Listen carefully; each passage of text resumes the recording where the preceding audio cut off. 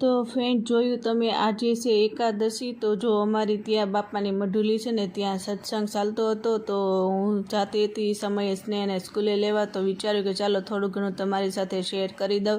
અને પછી મેં સ્નેહને સ્કૂલેથી લઈ લીધો અને પછી ફાઇનલી અમે લોકો સીધું બનાવવાનું હતું. તો હું દુકાને ગઈ હતી અને સીધું બનાવીને પછી ઘેરે આવી ગઈ. અને એ સમયે સ્નેહ સ્કૂલેથી આવે ને પછી અમારા બધાને નાસ્તો કરવાનો, પણ એ સમયે મારા સાસુ નહોતા એટલે હું અને સ્નેહ બંને નાસ્તો કરવા બેસી. અને એ સમયે મારું દૂધ પણ આવી ગયું હતું, સ્નેહ ફ્રીજમાં મૂકી. તો ફાઇનલી જો ફ્રેન્ડ્સ આપણે નાસ્તો કરી લીધો છે અને હું તમને સીધું આગળ બતાવ્યું હતું, સીધું પણ આપણે લઈ લીધું છે.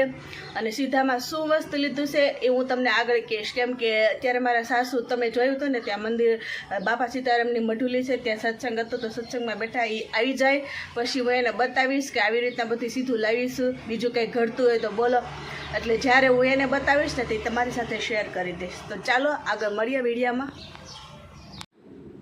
અને એ સમય થઈ ગયો હતો 6:30 અને સાંજના. અને પછી મારા સાસુ આવી ગયા હતા તો હું સીધું લાવી અને બધું એને બતાવી દીધું, કેમ કે સવારે સીધું દેવાનું હતું એટલે અત્યારે બધું બતાવી દઉં. તો કેમ કે બધી તૈયારી અત્યારે જ કરવાની છે. ધાણા જીરું છે, લગભગ હળદર, ચટણી, ઘી, 100 રૂપિયાના ખાલી ઘી, ગોળ, ચોખા, દાળ, મગ, ખીચડીનો આપ્યા મગ, અને બિસ્કીટ છોકરાને, અને ખાંડ. દાળ તો નથી.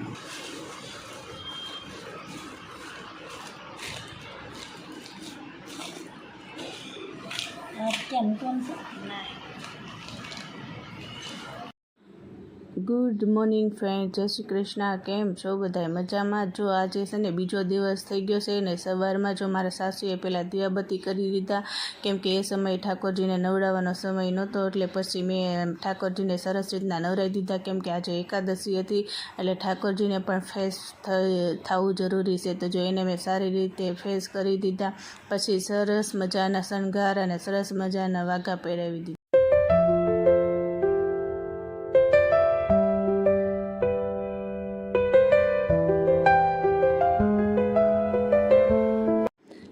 પછી સરસ મજાના સોળે શણગાર સજાવ્યા જો મારા કાનાજીને, અને આવી રીતના બધાય આભૂષણનો શિંગાર પણ કરી લીધો.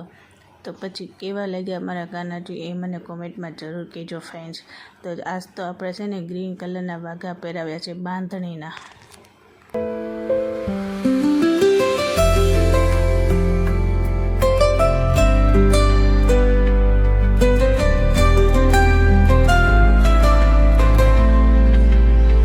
ફાઇનલી ફ્રેન્ડ જો મારા કાનાજી રેડી થઈ ગયા છે અને પછી મેં એને મંદિરમાં પણ બિરાજમાન કરી દીધા છે. અને આજનો લુક મારા કાનાજીનો કેવા લાગ્યા એ મને જરૂર કહેજો.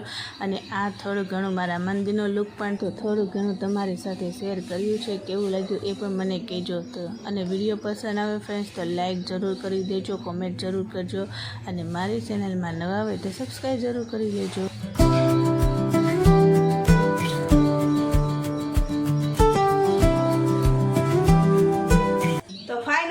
કાનાજીની સેવા પૂજા થઈ ગઈ છે અને ચાલો હવે આપણે રેડી થઈ જઈશું. તો ફ્રેન્ડ્સ જો અમે લોકો રેડી થઈ ગયા છીએ અને હવે અમે જઈશું સીધું દેવા મંદિરે. તો જો અમે થેલી પણ લઈ લીધી છે, સીધું જે દેવાનું છે વસ્તુ બધી સાથે. અને વિપુલ અને મારા સાસુ અને સ્નેહ અને હું અમે 4 લોકો જવાના છે. તો જુઓ ફ્રેન્ડ્સ અમે લોકો મંદિરે આવી ગયા હતા અને સીધું પછી મેં એક થાળીમાં બધી વસ્તુ બહાર કાઢી લીધી અને આવી રીતના બધું વ્યવસ્થિત ગોઠવી લીધી, કેમ કે અમુક વસ્તુ મેં દુકાનેથી પણ લીધી હતી અને અમુક વસ્તુ ઘરે જે કરતું હતું તે પણ અંદર એડ કર્યું હતું અને ફ્રૂટ એવું વગેરે અમે જ્યારે રસ્તામાં આવતા હતા ત્યારે સાથે લઈને આવ્યા હતા. તો આવી રીતના બધું સીધું આપણે કમ્પ્લીટ કરી દીધું અને ચાલો એ આપી દઈશું.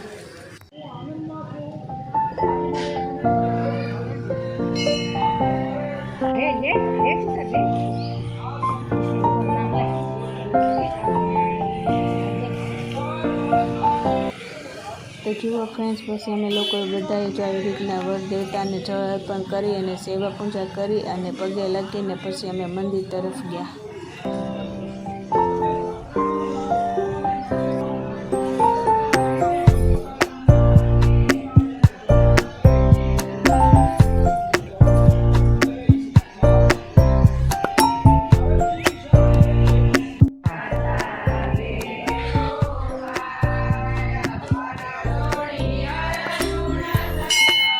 પછી અમે લોકો મંદિરની અંદર આવી ગયા હતા અને સરસ મજાના દર્શન કરી લીધા ભોળાનાથના, માતાજીના અને ગણપતિ બાપ્પાના, બધા તમામ દેવી દેવતાના.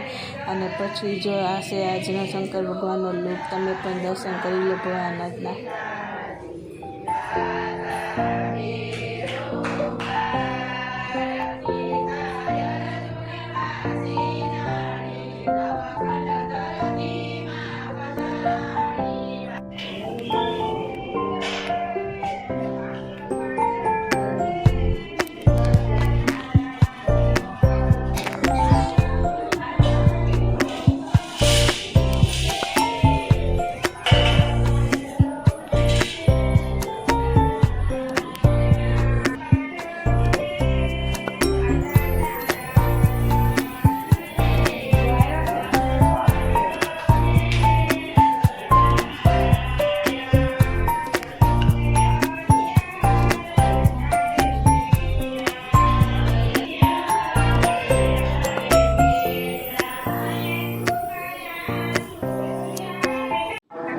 પછી જે અમે સીધું લઈ ગયા હતા તે જે મંદિરના પૂજારી હતા તેને અમારે હાથ જોડ કરાવી અને સીધું ગોરાણી માએ અર્પણ કરી લીધું અને આવી રીતના જો અમે સીધું આપી દીધું આજના દિવસે. અને બહાર એક નાની શિવલિંગ હતી ત્યાં અમે ખાસું હવે સરસ પૂજા પણ કરી લીધી. અને જ્યારે મંદિરે આવીને ત્યારે તન મન બધું એકદમ સ્થિર થઈ જાય અને ત્યાંનું જે વાતાવરણ એવું અલૌકિક હોય ને કે શું વાત કરું તમને. બસ મન એમ જ થાય કે સેવા પૂજા કરતા રહીને ભગવાનને નિહાળતા રહી. અને આ બાજુ જુઓ લેડીઝ પણ બધી સત્સંગ ભજન કરતી હતી અને એક અલૌકિક જ વાતાવરણ હતું અહીંયાનું. અને ઘણા દિવસોથી આ મંદિરે નહોતા આવ્યા એટલે જો મારા સાસુની બેનપણીઓ પણ મળી ગયા અને એ પણ વાતો કરવામાં તલ્લીન થઈ ગયા. અને ઘણા દિવસોથી ના મળી આવે ને જો અચાનક મળી જાય ને તો પછી બધી જ ભૂલાઈ જાય. અને આ મંદિર તો તમે જોયું છે ને, જ્યારે વરસાવતીનું વ્રત હતું ને ત્યારે અહીંયા પૂજા કરવા આવી હતી. અને ફ્રેન્ડ જો આજે છે ને એકાદશી તો અમે બિસ્કિટ પણ વેચવાના છે ને તો નાના છોકરા માટે બધા બિસ્કિટ અમે લાવ્યા હતા. અને હા ફ્રેન્ડ, જો આજે રવિવાર છે ને તો છોકરાની સ્કૂલ પણ ચાલુ છે, કેમ કે હમણાં વર્ષે વરસાદ આવ્યો હતો ને ત્યારે રજા પડી હતી ને તો આજે સ્કૂલ પણ ચાલુ રાખી. એટલા સમયમાં પહેલી વાર આજે સ્કૂલ ચાલુ છે રવિવારના દિવસે. તો જો ફ્રેન્ડ્સ, પછી અમે લોકો ઘરે આવી ગયા હતા અને વાગી ગયા હતા 11:30. અને આજે તો બધા 11 જ થયા હતા એટલે બીજું તો કાંઈ બનાવવા નહોતું એટલે ફરાળી વસ્તુ બનાવવા નથી. તો કેમ કે આવીને મોડું થઈ ગયું તો એટલે બીજી રેસીપી બનાવવામાં તો વાર લાગી જાય એટલે આજે અમે ફરાળી ખીચડી અને કઢી જ બનાવવાના છે. તો જો એની પણ મેં તૈયારી કરી દીધી. તો જો આવી રીતના પહેલાં મેં કઢી બનાવવાની શરૂઆત કર્યું. તો આદુ મરચી અને ટમેટાનો વઘાર કરી અને પછી મેં રાજગરાનો લોટ થોડો ઘણો શેકી નાખ્યો અને પછી મેં છાશ એડ કરી દીધી એમાં. અને પછી બધા મસાલા એડ કરી દીધા અને પછી મેં થોડીક વાર એને ઉકળવા દીધી એટલે સરસ મજાની કઢી બની જાય, ટેસ્ટી અને સ્વાદ પણ સારો આવી જાય.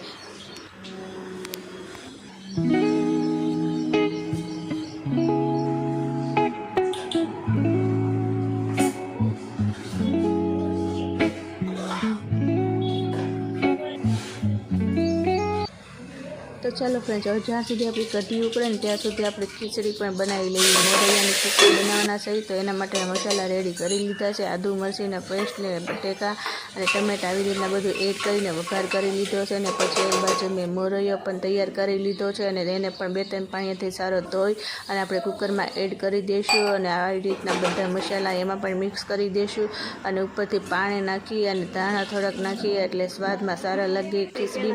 અને પછી આપણે કુકરનું ઢાંકણું બંધ કરી દઈશું. અને જ્યાં સુધી ખીચડી તૈયાર થાય છે ત્યાં સુધી હું એક બાજુ પણ સાઈસ બનાવવાની પણ બાકી હતી, તો જો મેં આવી રીતના સાઈસ પણ બનાવી લીધી.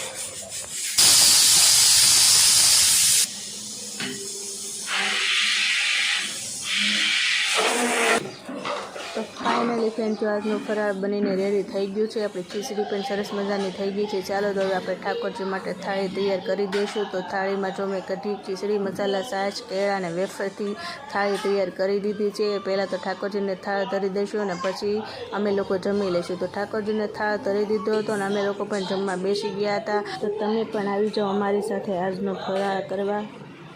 તો પછી આ સમય હતો રાતના 10 વાગ્યાનો અને અમે આ લોકો આવી ગયા હતા ફેમિલી સાથે આઈસ્ક્રીમ ખાવા, કેમ કે આજે 11 હતી. તો ફ્રેન્ડ, તમને આજનો વિડીયો કેવો લાગ્યો અમને જરૂર કહેજો. ચાલો ફરી પાછા મળશે નવા વિડીયો.